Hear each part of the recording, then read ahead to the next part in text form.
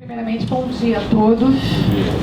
É com muita alegria que nós inauguramos hoje, iniciamos hoje as atividades da Universidade Corporativa do Cresce Rio de Janeiro, que é a Unicresce. Queria agradecer a presença de todos e, acima de tudo, agradecer ao presidente Manuel da Silveira Maia. Ao chegar aqui, convidada por ele em 2004, em agosto de 2004, eu recebi dele um grande desafio. A Universidade Corporativa, que era um sonho que ele já tinha e trazia com ele para que o Cresce fizesse essa história, Cresce Rio de Janeiro fizesse essa história no Brasil. E essa ideia veio sendo amadurecida, mas ela, na realidade, só pode ser conquistada porque todos os corretores participaram efetivamente do nosso curso. Nós tivemos em 2015 mais de 400 eventos entre palestras e cursos e mais de 16 mil participações efetivas dos corretores no conselho, na área de ensino, na área de aperfeiçoamento e aprimoramento. Então, eu queria agradecer a todos vocês, agradecer em especial ao presidente Manuel da Silveira Maia, agradecer a todos os delegados e conselheiros pelo apoio que me deram em todo esse caminhar. E eu tenho certeza que hoje nós iniciamos uma nova história no Cresce Rio de Janeiro. A Universidade do Cresce é um orgulho. Hoje eu posso dizer para vocês que eu estou assim, emocionada. Obrigada. Eu passo a palavra para o presidente Manuel da Silveira Maia.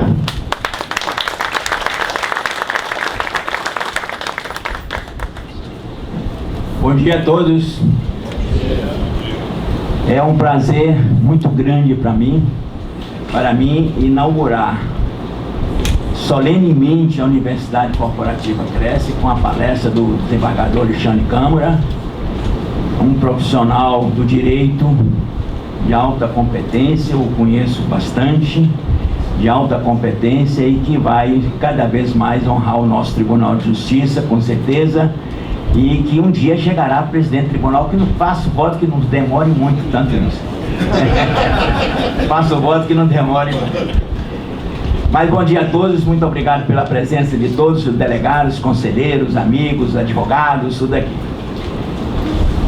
Cabe me falar alguma coisa sobre exatamente a inauguração, a implantação da Universidade Cresce Corporativa. E eu direi o seguinte: ao regulamentar a profissão de corretores de imóveis, o Estado conferiu ao sistema Corfes e Cresce a missão de proteger a sociedade das atividades perniciosas de toda sorte de pessoas não qualificadas para intermediar transações imobiliárias. O saber e o conhecimento têm sido a principal arma utilizada pelo Cresce RJ no combate à contravenção. Isso porque nos dias atuais a sociedade a ser protegida está longe daquela existente tanto em 1962 quanto em 1978, quando ocorreram as legislações sobre a matéria. O desenvolvimento exponencial dos meios de comunicação e as profundas transformações políticas, econômicas, científicas, sociológicas e culturais que emergiram nos últimos 30 anos deram origem à sociedade pedagógica. Por longo tempo acreditou-se que a técnica era simplesmente um produto da sociedade. Evidencia-se agora que a sociedade é produto da técnica. A par da educação acadêmica focada no aprendizado tradicional, surgiu a educação corporativa centrada no core business, aquela característica mais forte da organização que precisa ser trabalhada estrategicamente. Com isto, em 45 dos 5 continentes, países dos 5 continentes, nasceram as universidades corporativas, estruturas educadoras desenvolvidas dentro das organizações públicas e privadas com o objetivo de ajudar e otimizar o desempenho profissional em todas as suas dimensões: humanas, econômicas, financeiras, sociais, ambientais, tecnológicas e de comunicação. A Universidade Corporativa vem juntar-se às 4.000 instituições desse tipo que atuam como espaço de aprendizagem, informação, comunicação e compartilhamento, confrontação e mediação, consagrando-se como a pioneira no setor imobiliário brasileiro, lançando mão do conhecimento específico para proteger a sociedade. Em breve, a Unicresce estará em interação permanente com as suas assemelhadas através do Conselho de Universidades Corporativas. A cada 2 anos, essa entidade europeia identifica as melhores práticas e programas de educação corporativa existentes no planeta. Nessa Olimpíada do Conhecimento, os brasileiros não têm se saído mal. No dia 6 de junho de 2015, em Paris, a Universidade Corporativa Banco do Brasil, UniBB, recebeu o Prêmio Internacional Global CC World 2015, de melhor universidade corporativa do mundo, à frente de grandes empresas multinacionais como a Pirelli, Hilton Hotels, Caesar Bank, Philips e Ernest Young. Estamos convencidos de que na avaliação de 2017, a Universidade Corporativa do CRES do Rio de Janeiro será levada ao pódio dos campeões mundiais da capacitação profissional pelo entusiasmo de seus corretores alunos e a excelência de seus professores. Muito obrigado.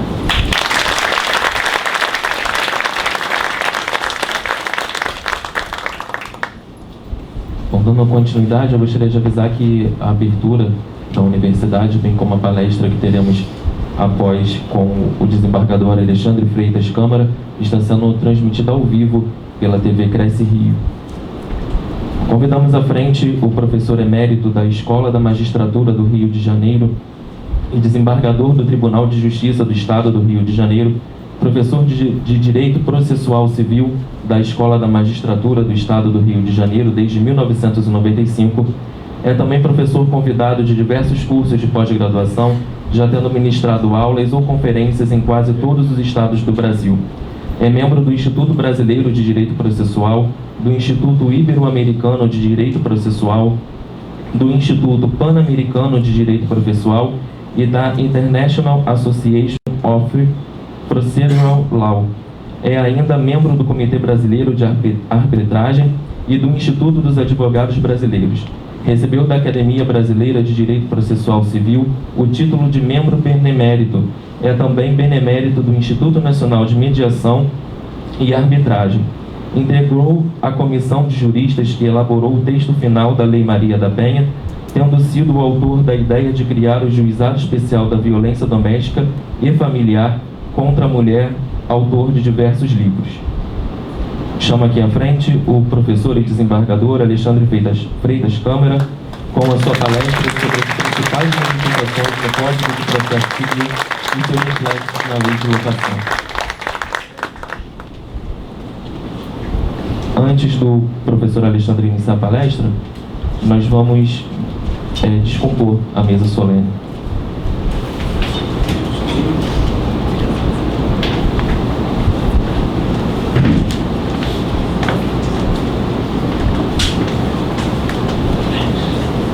Bem, senhores, bom dia a todos.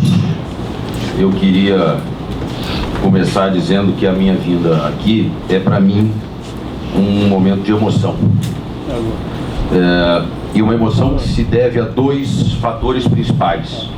Primeiro, porque vir ao Cresce me faz, inevitavelmente, pensar numa das figuras mais importantes da minha vida, que foi o meu avô, que era delegado do Cresce em Cabo Frio.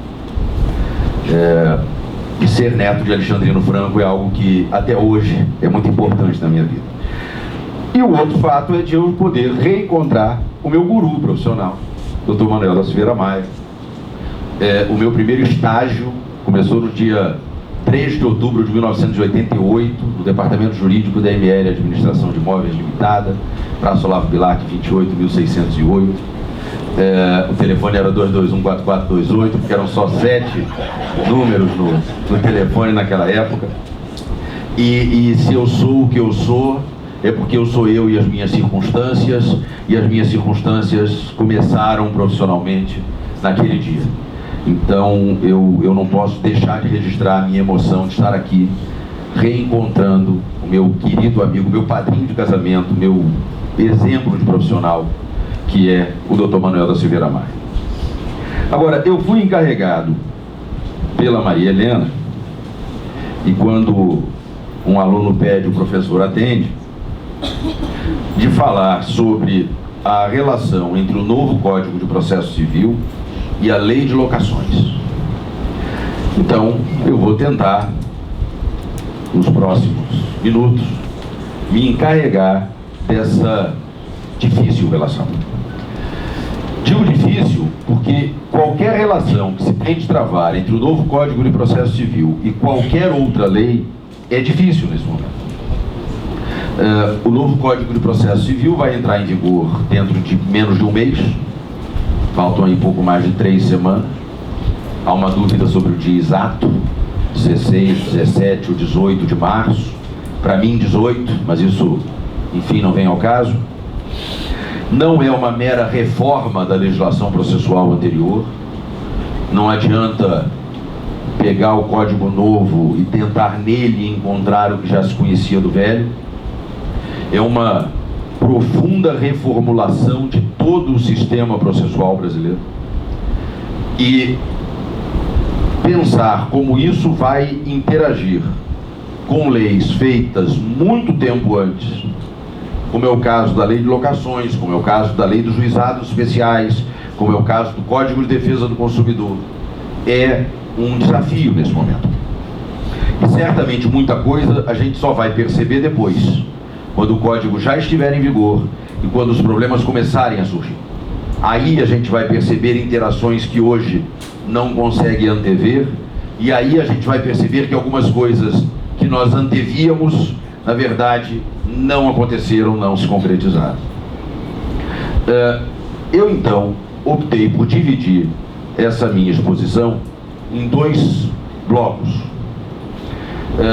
Como a ideia era falar sobre a influência do novo Código na Lei de Locações, eu dividi em 2 blocos que designei, primeiro, as influências óbvias, e segundo, as influências não óbvias ou menos óbvias. E eu vou começar pelas óbvias porque é mais fácil. E aí me livro delas e vou para as influências menos óbvias. As influências óbvias são as que vão se produzir diretamente sobre a interpretação dos artigos do título 2º da Lei de Locações, o título chamado dos procedimentos, que começa ali no artigo 58 e que trata das disposições gerais e depois das 4 assim chamadas ações locatícias: despejo, consignação de aluguel e acessórios da locação, revisional de aluguel e renovatória de locação. Como seria absolutamente impossível, dados os limites temporais dessa exposição, tentar examinar uma a uma todas as interações possíveis, eu optei por destacar 3 que me pareceram mais importantes e depois passar às influências menos óbvias do novo Código sobre o regime processual das locações. A primeira das chamadas influências óbvias diz respeito à releitura do artigo 58 da Lei de Locações a partir do novo CPC. O artigo 58 é o que traz as disposições gerais. E há ali 2 pontos que me parece que exigem destaque nesse momento, até para que todos nos preparemos para isso. Primeiro, diz respeito a um dos incisos ali no artigo 58, o inciso 2º do 58, que fala sobre os métodos de citação dos processos regidos pela Lei de Locações. A gente precisa situar historicamente o dispositivo, um dispositivo que, quando foi editado em 1991, foi um grande avanço.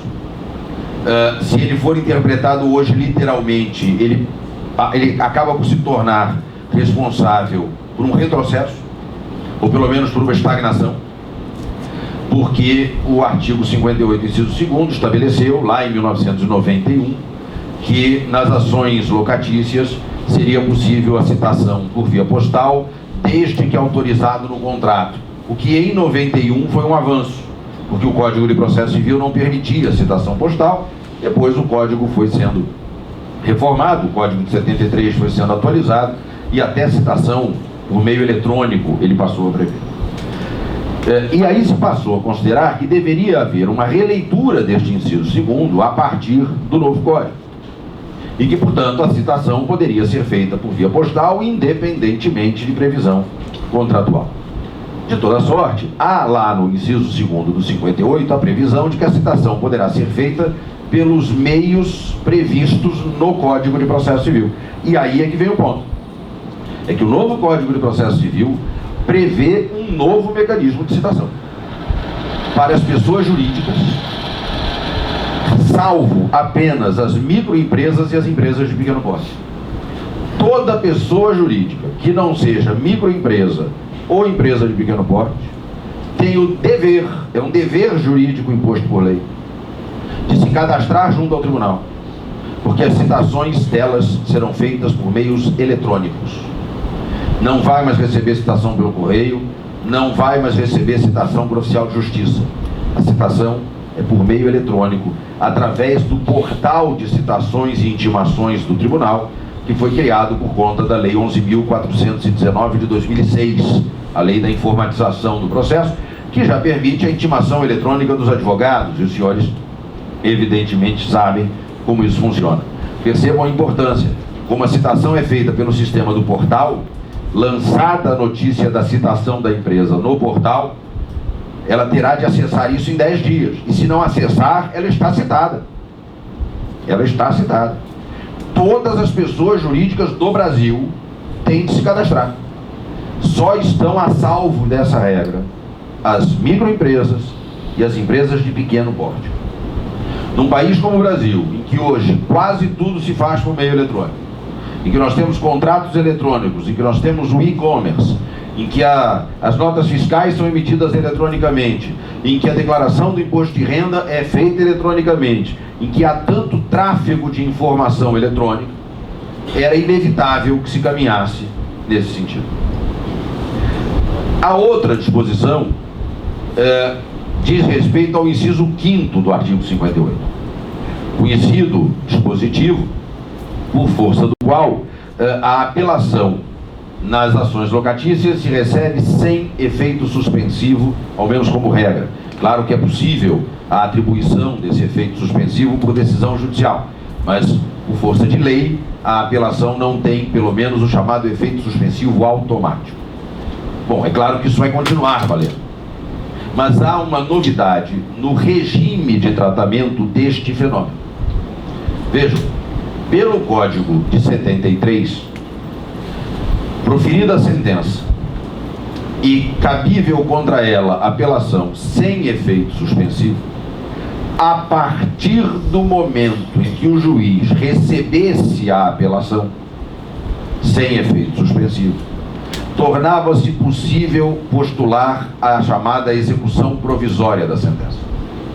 Então, o juiz proferia a sentença, partes intimadas, prazo para apelação.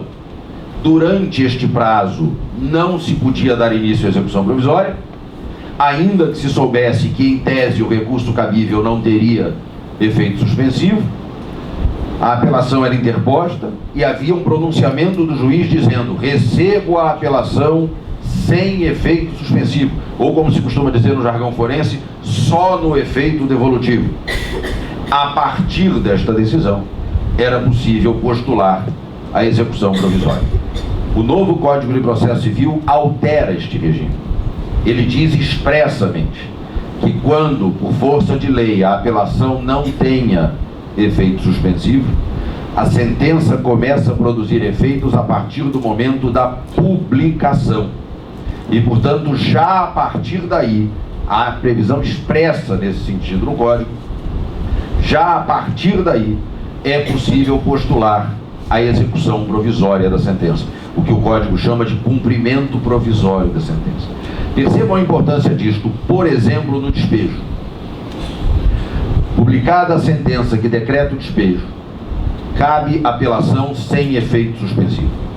No regime do Código anterior era preciso aguardar que a apelação fosse interposta, 15 dias, e aguardar que o juiz se pronunciasse declarando receber a apelação, o que, dependendo da vara ou da comarca, podia levar perto de 1 ano.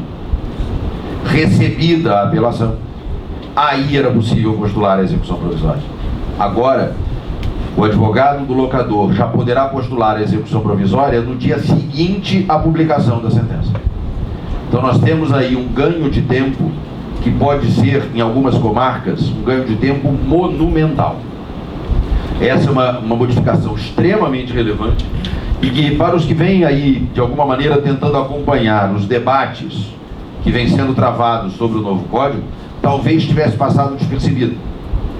Eu tenho sempre procurado dizer, quando falo, quando escrevo sobre o novo Código, que se tem percebido um natural movimento no sentido de se dar muita atenção às grandes transformações. Então se tem falado muito sobre o sistema de precedentes, sobre o processo cooperativo e tal.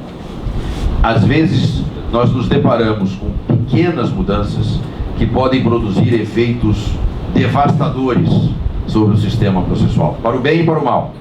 E, de um modo geral, a doutrina não tem atentado para estas pequenas mudanças. Esta é uma que pode produzir uma transformação muito profunda no que diz respeito à duração total do processo. Ainda falando das influências óbvias, um segundo ponto que merece destaque é o da influência do novo Código nas ações de despejo.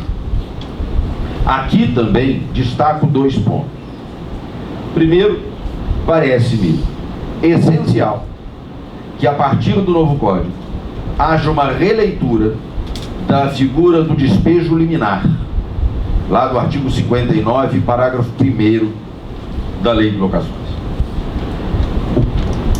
O artigo 59, parágrafo 1º, que já existia no texto original da lei, mas que foi alterado com um acréscimo de várias novas hipóteses de despejo liminar por uma reforma que posteriormente se fez na Lei de Locações, ali pelo final de 2009, era um dispositivo que a doutrina e grande parte da jurisprudência interpretava a partir da ideia de que tutelas provisórias eram, no sistema processual brasileiro, tutelas de urgência. E, portanto, para a concessão da medida, seria necessário que se fizessem presentes a probabilidade de existência do direito e uma situação de perigo de dano iminente. O novo Código de Processo Civil reformula este conceito. O novo Código de Processo Civil estabelece que há tutelas provisórias de urgência, mas há tutelas provisórias que não são de urgência, as chamadas tutelas da evidência. A tutela da evidência é uma tutela jurisdicional provisória, obtida no começo do processo, satisfativa do direito, ou seja, ela realiza na prática a pretensão do autor e que não depende de urgência. Não depende de urgência. Ela exige a existência de uma probabilidade de que o autor tenha razão, associada à existência de algum dos casos que a lei prevê como sendo de tutela da evidência. Nós podemos usar os casos do Código de Processo Civil para exemplificar. Imagine a seguinte situação: um contrato de locação em que o locador considera que o locatário teria cometido uma infração ao contrato. Ele propõe a ação de despejo por infração contratual e junta com a sua petição inicial prova documental suficiente para demonstrar não só que o contrato de locação foi celebrado, mas também que a tal infração teria sido cometida. Em outras palavras, a prova que incumbe ao autor, ele produz exclusivamente através de documentos que acompanham a petição inicial. Muito bem, o réu é citado e, quando vai oferecer a contestação, ele não consegue, com a contestação, trazer documentos suficientes para gerar dúvida razoável sobre os documentos do autor. O que é que diz o Código? Que, neste caso, cabe ao juiz conceder a tutela da evidência. Ou seja, na hora da réplica, o autor dirá: olha, esses documentos que o réu trouxe não são capazes de gerar dúvida razoável sobre aquilo que eu provei com os meus documentos. Ele está dizendo que as alegações dele ele vai provar de outro jeito, com testemunhas, ou seja lá o que for. Vá lá, ele tem direito a produzir essa prova, mas despeja primeiro, depois a gente colhe as provas dele. Tutela da evidência. E é claro que isso vai influenciar na releitura dos dispositivos que compõem o parágrafo 1º do artigo 59. Porque algumas redações ali nos permitem considerar que estaremos diante de casos de tutela da evidência e não de tutela da urgência. O que vai permitir, portanto, uma obtenção menos complicada, menos difícil de liminares nas ações de despejo. A outra influência que eu incluí no rol das influências óbvias, que diz respeito diretamente ao procedimento da ação de despejo, mas que talvez não seja, numa leitura inicial, tão evidente assim, mesmo assim me pareceu que eu podia inserir no rol das influências óbvias, é a possibilidade de se propor ação de despejo como ação monitória. Pelo regime do Código de 73, nós só podíamos usar o procedimento que o direito brasileiro batizou de ação monitória. Na verdade, o nome mais técnico seria procedimento monitório, porque monitório é o procedimento, não a ação, para cobrar dinheiro ou para exigir entrega de coisa móvel. Pelo novo Código, este procedimento pode ser usado naquelas hipóteses, mas também para exigir a entrega de bem imóvel ou exigir cumprimento de obrigações de fazer ou não fazer. Percebam então que é possível exigir a entrega de bem imóvel pelo procedimento monitório. Exige a lei que haja prova escrita do direito ou dos fatos que servem de fundamento para a existência do direito. Então é claro que a gente não vai conseguir usar isso em qualquer ação de despejo, mas há pelo menos um caso em que me parece muito tranquilo usar isso. É o da ação de despejo por denúncia vazia, porque bastará ao autor juntar a cópia do contrato de locação e a cópia da notificação recebida pelo locatário há pelo menos 30 dias, para já ter prova escrita suficiente de que já se constituiu o seu direito à retomada do imóvel.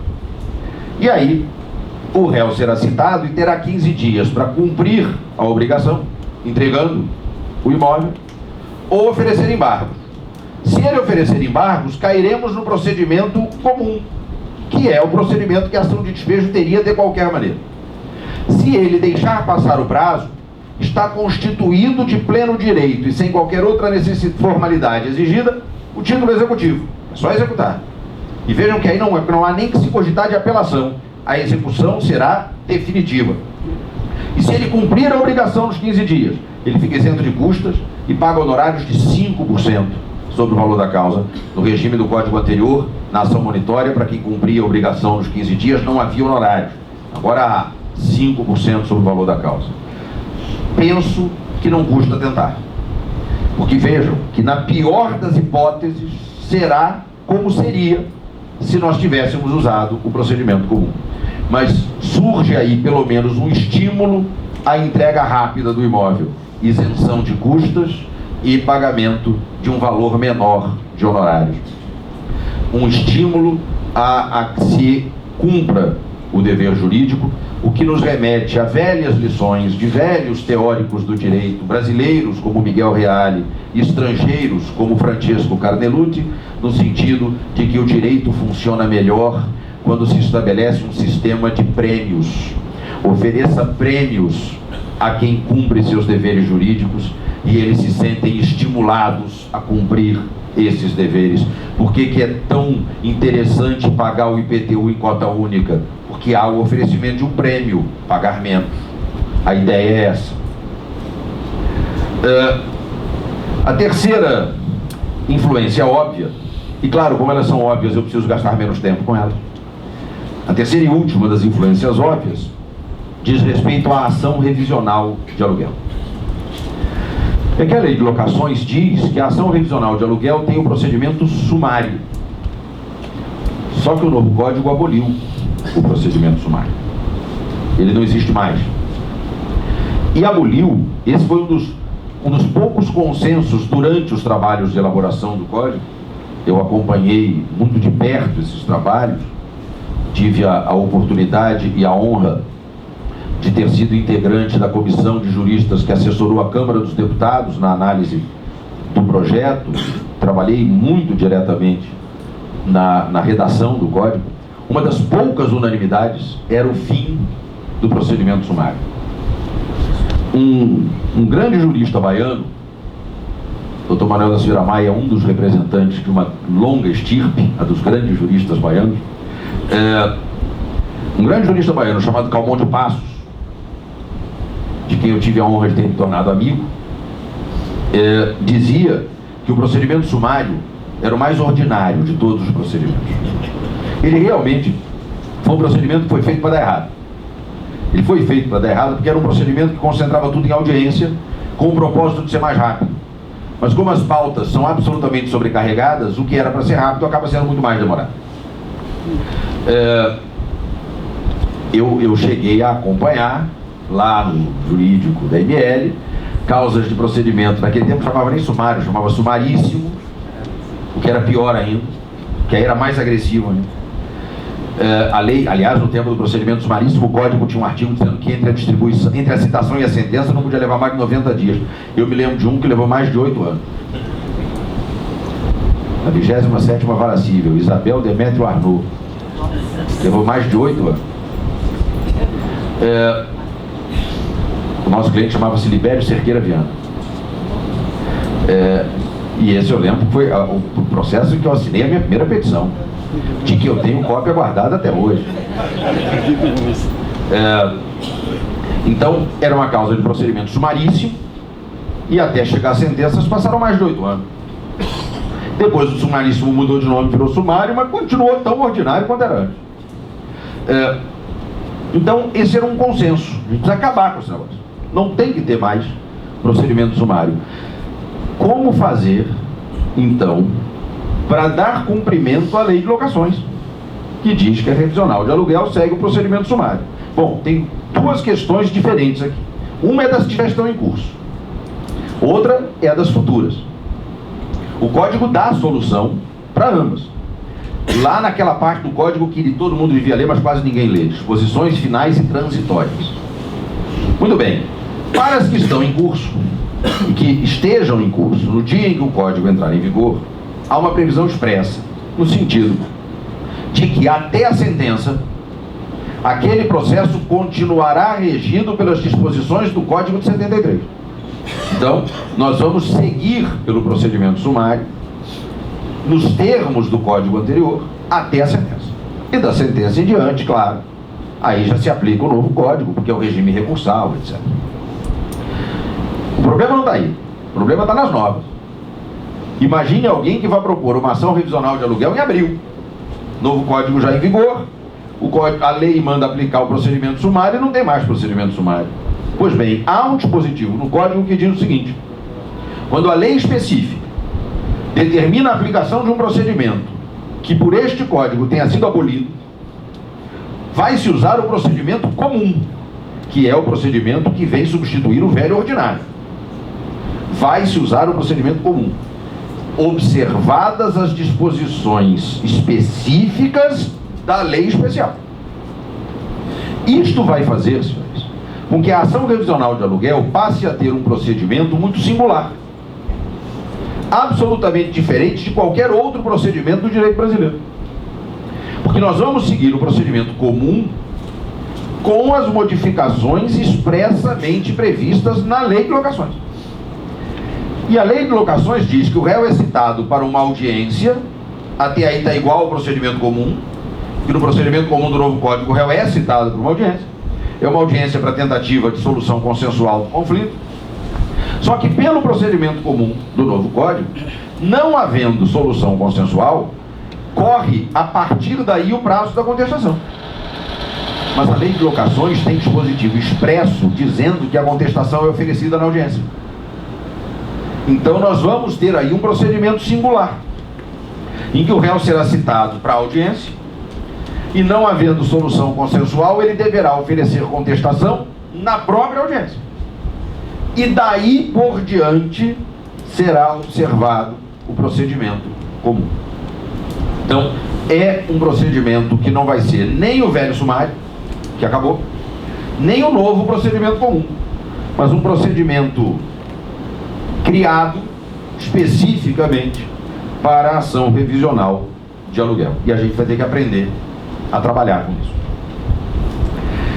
Vistas as influências óbvias, eu passo às menos óbvias. E eu destaquei duas. Poderia ter destacado muito. Tudo nesse código é novo. Mas eu destaquei duas porque me pareceu que elas gerariam impactos mais diretos nestes mecanismos processuais específicos da locação. Primeiro, há no código, sem dúvida, uma valorização dos meios consensuais de resolução dos conflitos. O Código de Processo Civil tem toda uma regulamentação da mediação e da conciliação. Isso agora precisa ser lido também levando-se em conta o que está na lei de mediação, que já está em vigor, ficou pronta depois do Código, mas entrou em vigor antes, teve um prazo de vacância menor.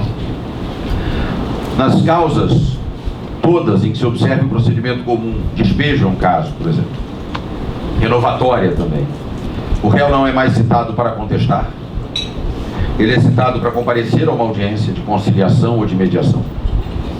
E só se não houver acordo é que corre o prazo da contestação. E o Código diz, está lá no artigo 3º, que, num dos parágrafos do artigo, se não me engano, no parágrafo 3º, que é dever de todos os profissionais que atuam no processo, juízes, advogados, membros do Ministério Público, etc., atuar no sentido de estimular a solução consensual do conflito, ainda que o processo já esteja instaurado. Portanto, não é buscar a solução consensual só antes do processo se instaurar, mas também no curso do processo. E isso leva necessariamente a uma mudança da postura do advogado.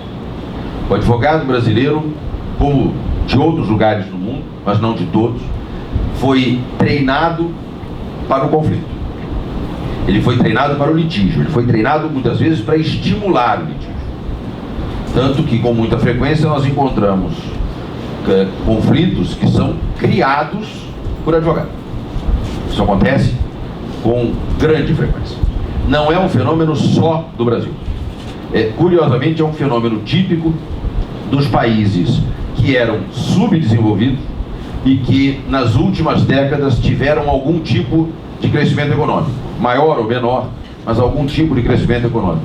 Basta dizer que este mesmo fenômeno da criação de demanda por advogado, que a gente vê aqui com advogados colocando zangões, por exemplo, nas portas de alguns lugares para captar clientela e criar demanda, como acontece, por exemplo, com os bancos de dados que tem lá aqueles cadastros restritivos de crédito, e a gente sabe que tem zangão na porta para fazer captação de clientela, o que é proibido, mas eles estão lá.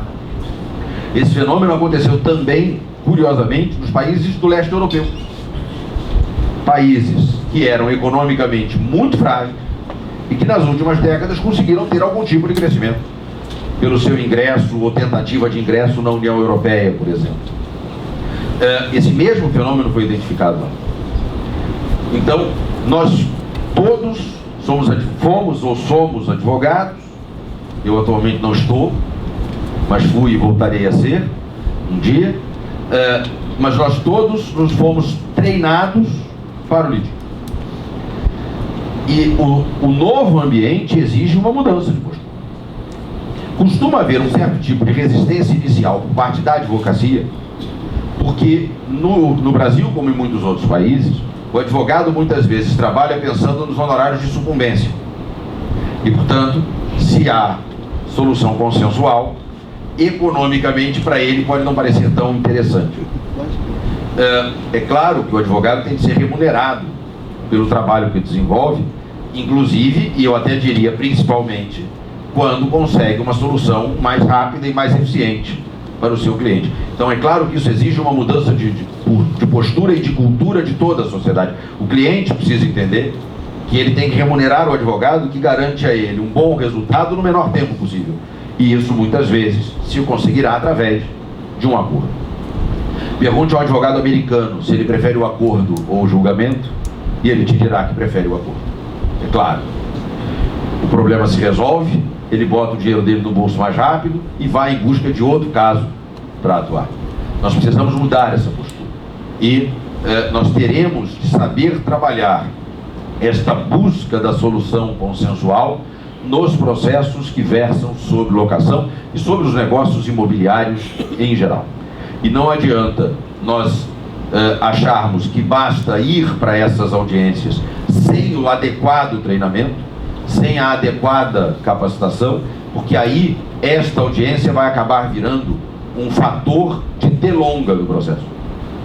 Porque vai se marcar audiência em todos os processos, e aí as pessoas vão para a audiência só para dizer que não tem acordo, e para que aí então corra o prazo da contestação e os processos ficarão muito mais longos.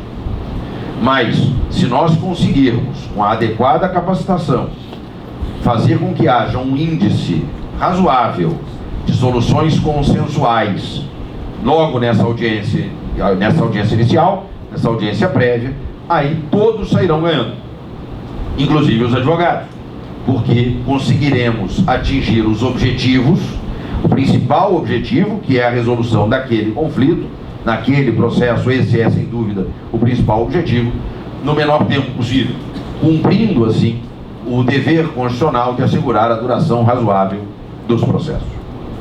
Então, nós precisamos trabalhar para criar uma cultura da solução consensual. Nos países em que essa cultura já está mais desenvolvida, os índices são impressionantes. Para que os senhores tenham uma ideia, 95% dos processos civis nos Estados Unidos da América não chegam a julgamento. A solução é obtida por acordo entre as partes, ou através da conciliação, ou através da mediação, ou de algum outro mecanismo consensual de solução dos conflitos. 95%. E aqueles 5% que não têm acordo chegam à sentença muito mais rapidamente, porque, é claro, é muito mais rápido julgar 5 processos de 100 do que 100 processos de 100. Então, a instrução e o julgamento desse pequeno percentual fica muito mais ágil. É claro que eu não teria nenhuma esperança de nós atingirmos índices tão impressionantes a curto prazo, mas lhes digo sinceramente que se a gente conseguir a médio prazo, digamos aí daqui a uns 15 ou 20 anos, ter um índice, digamos, de 50% de acordo, eu já vou considerar que o resultado terá sido espetacular. A outra novidade, vejam, é a última, mas é que vai me tomar mais tempo, e por isso eu a deixei para o final, diz respeito ao que está no importantíssimo artigo 190 do Código de Processo Civil, do novo Código. O artigo 190 é o responsável por regular o que se chama cláusula geral de negócios processuais, permitindo que nos processos entre pessoas capazes e que envolvam direitos que admitem autocomposição, isso engloba quase todos os processos que tratam de locação, só vão ficar de fora aqueles em que alguma parte seja incapaz, claro que isso pode acontecer, as partes possam, antes do processo ou no curso do processo, celebrar negócios jurídicos para estabelecer regras sobre o procedimento ou para dispor sobre os seus próprios poderes, deveres, faculdades e ônus processuais. E isso, em locação, especialmente nas locações empresariais, porque é pressuposto de validade desses negócios que nenhuma das partes seja vulnerável. Numa locação residencial pode haver vulnerabilidade, nem sempre haverá, mas pode haver. Mas nas locações empresariais dificilmente haveria vulnerabilidade de um dos sujeitos em relação ao outro, pois nas locações empresariais isso é de tremenda importância. Eu quero lhes dar exemplos da importância disso. Pensemos numa ação renovatória em que o conflito se limite a um ponto: o valor do aluguel para o novo período. O locador não se opõe à renovação, mas não concorda com o valor de aluguel oferecido pelo locatário na inicial. Talvez isso seja o que acontece na imensa maioria das renovatórias. Pois bem, sejamos sinceros e pragmáticos. Como é que se julga um processo desse? É muito fácil. Nomeia-se um perito. O perito faz um laudo dizendo qual é o valor de aluguel que ele reputa adequado. As partes são ouvidas sobre esse laudo e apresentam impugnações, muitas vezes acompanhadas de pareceres críticos dos seus assistentes técnicos. E o juiz profere sentença, em que fixa como aluguel o valor encontrado pelo perito. Pode vir a impugnação que for, salvo raríssimas situações, vai prevalecer o aluguel fixado pelo perito. Perito que as partes muitas vezes não conhecem, não sabem se é alguém verdadeiramente capacitado para fazer aquele tipo de laudo, digno de confiança, mas é aquele laudo que vai prevalecer. Nenhuma das partes provavelmente ficará satisfeita com o resultado, ambas apelarão. Iremos ao tribunal. Vejam que no tribunal há um dado novo.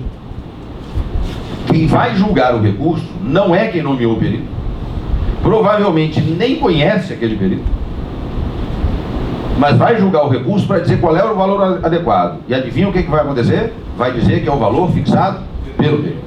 Um perito em que as partes não confiam e o tribunal também não sabe se pode confiar, mas ele é um perito, então vamos lá, é ele. Não é assim que funciona? Tem algum exagero ou distorção do que eu estou falando? Não. Por que não, então, permitir que as partes escolham o perito e o imponham ao juiz e ao tribunal? Pois o Código expressamente prevê esta possibilidade. Expressamente. Vai celebrar um contrato de locação empresarial, já coloca lá uma cláusula: se houver revisional de aluguel ou renovatória, fica pactuado que o perito será o doutor fulano de tal. Está resolvido o problema. O juiz só pode fazer o controle da validade do ato. Os partes eram capazes? Quem assinou tinha poderes para representar a empresa? Controle de validade. Aí o juiz diz assim: mas eu não gosto desse perito. O problema é seu, filho. Esse é o perito que as partes escolheram. Por uma razão muito simples. É a relação delas que está em jogo. Então, se o perito é alguém que conta com a confiança de ambas, está resolvido o problema. Ele é que vai ser o perito. E esse é um pequeno exemplo. Nós podemos pensar em muitos outros exemplos. Porque o negócio processual é algo que se encaixa no novo sistema a partir de duas ideias básicas. A primeira, duas ideias básicas interrelacionadas. A primeira é que já está, e a partir do novo código é definitivamente superada e sepultada a ideia de que o juiz é o sujeito mais importante do processo. O juiz não é o sujeito menos importante, mas ele também não é o sujeito mais importante. Ele e as partes através de seus advogados, têm a mesma importância na construção do resultado do processo. E a outra ideia que vem desta é que o processo deve ser cooperativo. O juiz e as partes compõem uma comunidade de trabalho que vai atuar para a construção do resultado do processo. Então, se os senhores olharem o artigo 6º do Código de Processo Civil, lá está dito isso expressamente. Todos os sujeitos do processo devem cooperar entre si para que se obtenha, em tempo razoável, decisão de mérito justa e efetiva. Não é achar que o autor vai dar carona para o réu no dia da audiência. Não é achar que eles vão andar de mãos dadas no fórum. Mas é perceber que todos têm um compromisso com a produção do resultado. Claro que o autor quer ganhar do réu e o réu quer ganhar do autor, mas ambos têm que se dirigir a um resultado. E o juiz também. E, portanto, todos devem trabalhar para que este resultado se produza. E se nós teremos, então, a partir daqui, um modelo cooperativo de processo, nós temos um ambiente perfeito para que as partes mostrem ao juiz que o processo delas tem uma característica que exige que se fuja do modelo padronizado que o Código estabelece como regra geral. A doutrina tem falado a respeito dessa adaptação do processo por conta dos negócios processuais, de um processo de alfaiataria. Porque é óbvio, para a maioria dos casos, a roupa que a gente compra pronta é adequada. Para a imensa maioria das situações, a roupa que você compra pronta é absolutamente adequada, ainda que não fique perfeita. Pode ser que um detalhe da roupa não seja o mais perfeito, mas é adequado, resolve o problema. Mas há situações em que a gente vai querer, se puder, uma roupa sob medida. Ninguém vai querer comprar a roupa da cerimônia de casamento na loja de departamento.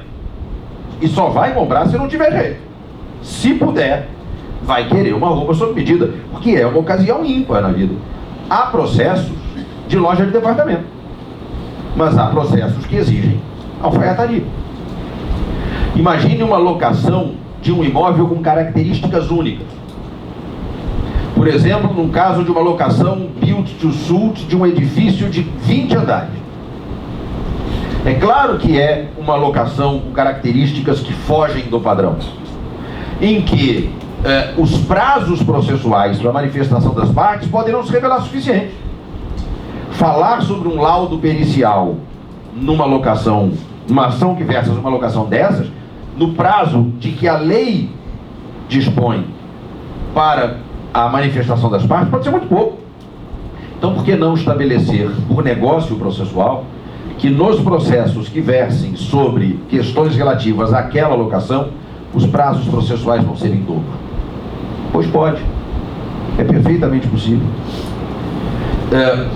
E a gente pode ficar aqui pensando num milhão de outros exemplos. Por que não estabelecer que em determinado negócio locatício, em que as partes já se conhecem, em que o processo vai tramitar numa determinada comarca, que é comarca que só tem uma vara cível e todo mundo conhece o juiz, e ele é juiz titular daquela vara há mais de 20 anos e todo mundo sabe que ele vai ficar ali até se aposentar, no interior tem muito disso. Por que não combinar que no processo não vai caber recurso e as partes aceitam a decisão do juiz de primeiro grau? Pois pode combinar. É só colocar lá um pacto de não recorrer. Percebam, nós vamos ter possibilidades de adaptação do processo às características do caso concreto por negócio processual. Por negócio processual. Eu posso ficar aqui pensando num milhão de outros exemplos. Percebam que a rigor é algo que nós já tínhamos no direito brasileiro, ainda que de forma embrionária. Todo mundo aqui conhece o foro de eleição. Aliás, está previsto expressamente na lei de locações. O que é o foro de eleição, senão um negócio pré-processual, em que as partes escolhem o foro que lhes é mais conveniente? E o que o juiz tem a ver com isso? Nada. Nada. Adianta ele dizer, mas não devia ser aqui esse processo? Vocês estão me trazendo mais trabalho? Não. Eu julguei um caso em que havia um foro de eleição, foram ao foro eleito, e o juiz disse que ele não era competente não, que a competência era de outra comarca, e declinou da competência. E ainda fundamentou, dizendo, é um absurdo que as partes possam livremente escolher onde vão propor a ação. Pois bem, uma das partes recorreu, eu fui o relator desse recurso, e eu disse, olha, se uma das partes mora em Calçoene e a outra em Antagorda, para quem não conhece, Calçoene fica no Amapá e Antagorda no Rio Grande do Sul, e resolvem escolher a comarca do Rio de Janeiro, isso é problema delas. Se para elas é mais conveniente que seja no Rio de Janeiro, vai ser no Rio de Janeiro. E se você é juiz do Rio de Janeiro, julgue. É preciso levar em conta o interesse delas. Agora, se o negócio for nulo, é outra conversa. E não é disso que nós estamos falando. Não havia nenhuma dúvida sobre a validade do negócio. O juiz só não concordou com a conveniência do negócio. Mas quem define a conveniência de um negócio entre as partes são as partes. O controle que o juiz pode fazer é apenas um controle de validade. Se já era assim no foro de eleição, por que não pode ser assim com outras coisas? Nós já tínhamos outros exemplos, pouco usados, porque nós não tínhamos um ambiente propício para isso. Mas nós já tínhamos, no Código de Processo Civil de 73, algo que as pessoas nem conheciam, de um modo geral não conheciam, que era o negócio processual para inversão de ônus da prova. Eu costumava, e costumo fazer isso com os meus alunos, quando vou falar sobre ônus da prova, eu pergunto assim, sem abrir o código, qual é o artigo do CPC que fala sobre distribuição do ônus da prova. Todo mundo sabia de cor, era o artigo 333. Aí eu perguntava assim, sem olhar no código, tem algum parágrafo nesse artigo? Ninguém sabia. Ninguém sabia se tinha ou se não tinha. Porque as pessoas liam 333, incumbe o ônus da prova ao autor quanto ao fato constitutivo do seu direito, ao réu quanto aos fatos impeditivos, modificativos ou extintivos do direito do autor. E aí não virava a página. Pois o que o parágrafo único dizia? Dizia, é nulo o negócio que distribua, ou a convenção que distribua de modo diverso o ônus da prova, se a causa versar sobre direitos indisponíveis, ou se tornar excessivamente difícil a produção da prova. Ora, se ele é nulo, se a causa versar sobre direitos indisponíveis, ou se tornar excessivamente difícil a produção da prova, é porque fora desses dois casos ele é válido. E ninguém fazia. Para não dizer ninguém, eu vi uma vez num contrato de locação. Eu fui procurado certa vez no escritório por uma cliente, já era minha cliente em outros casos, dizendo o seguinte, eu estou alugando um imóvel para morar em Ipanema, imóvel na rua Prudente de Moraes. Fui lá, conversei com o advogado do locador e tal, e ele me deu o contrato para eu assinar, e eu quero morar nesse imóvel, mas eu disse que eu não assinava antes de mostrar para o meu advogado. E ele falou, então leva lá o contrato para ele ler. E era um contrato de locação igual a qualquer outro contrato de locação, não tinha nada demais. Mas tinha uma cláusula de inversão do ônus da prova. Eu achei genial. Eu anotei o nome e o telefone do advogado, depois liguei para ele para dizer, parabéns. Genial. O que dizia essa cláusula? Ela dizia o seguinte, se o locador vier a propor em face do locatário ação de despejo por infração contratual, será do locatário o ônus da prova de que a infração não aconteceu.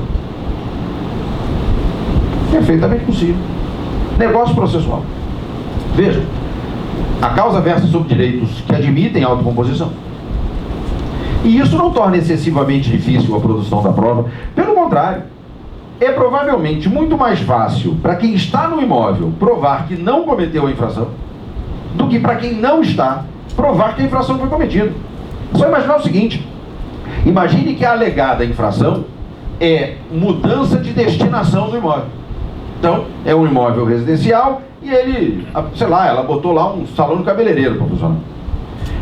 A alegação é essa. É muito mais fácil para ela provar que isso é verdade, porque ela pede o depoimento dos vizinhos, que vão dizer que o que ela faz lá é morar, e a mais segura e importante de todas as testemunhas, o porteiro, que abre a porta para ela.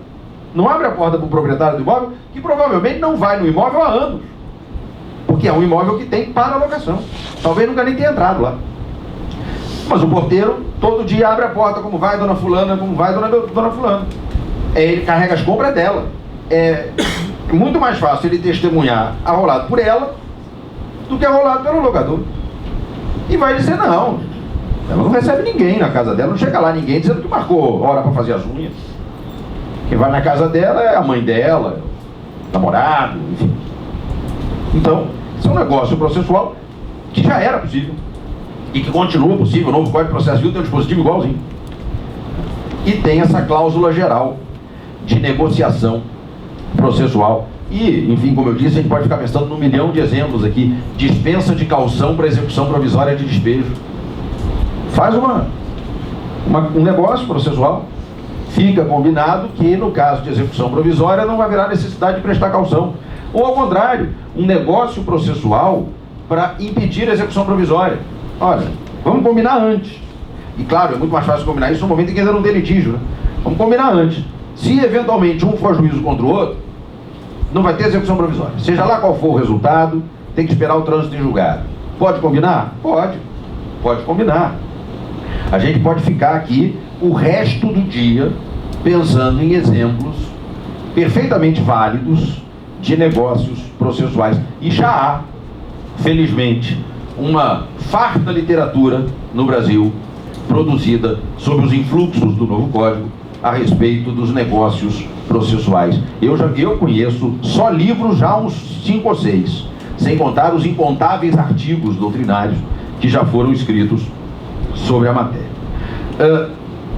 Diante disso tudo, como conclusão da minha exposição, para tentar respeitar rigorosamente o prazo que me foi estipulado, e se tem alguma coisa que eu guardo do meu tempo de advocacia é a necessidade de respeitar prazos. O que eu posso lhes dizer, senhores, é que nós vamos entrar, a partir de março, meados de março desse ano, num novo ambiente processual. Um ambiente que não só para as causas relativas à locação, mas para todas as causas, é muito diferente do ambiente no qual nós todos fomos criados. Há aqui quem já tenha vivido, ainda que há muitos anos, uma experiência próxima. Quem viveu a transição do Código de 39 para o Código de 73. O Tomás viveu isso.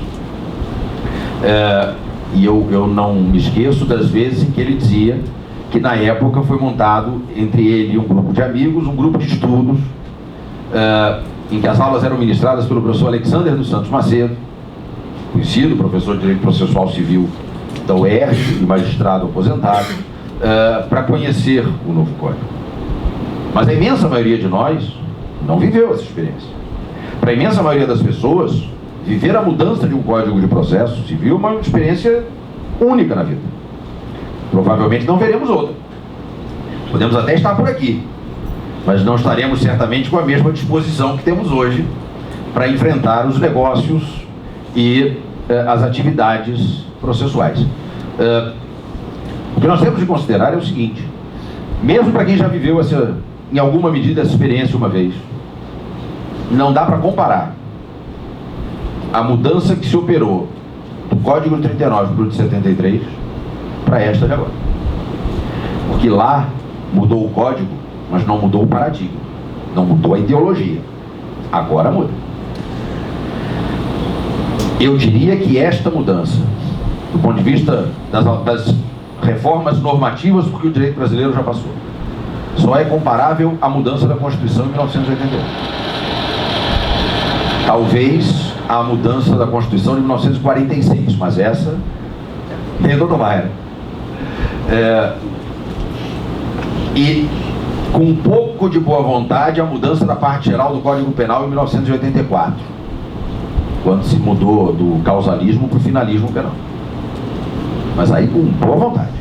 E não houve, e provavelmente não haverá tão cedo, uma reforma normativa tão profunda. Então nós estamos agora às vésperas de entrar em um novo ambiente processual, muito diferente daquele em que nós fomos formados.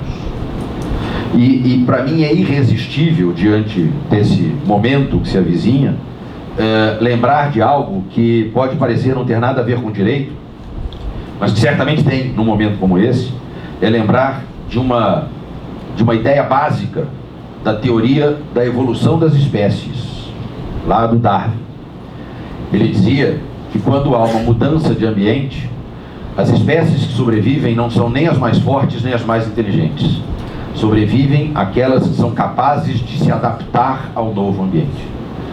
Aqueles que não se adaptarem ao novo ambiente processual não sobreviverão no mercado. Nós precisamos nos adaptar. E só vão se adaptar aqueles que estiverem dispostos a conhecer bem, conhecer profundamente o novo sistema processual. Eu queria agradecer mais uma vez pela oportunidade de ter vindo aqui. Sei que para mim foi uma honra ministrar a aula inaugural da Unicresce, a que desejo todo o sucesso possível, talvez até mais algum além do possível. Quero muito ver a Unicresce ganhar o título de campeão mundial, já daqui a 2 anos, já que o Brasil não é campeão mundial, que a Unicresce seja campeão mundial e que ganhe de alguma universidade corporativa alemã e de preferência de 7-1. E queria muito mesmo agradecer penhoradamente a atenção com que os senhores me ouviram e o carinho com que me receberam. Muito obrigado.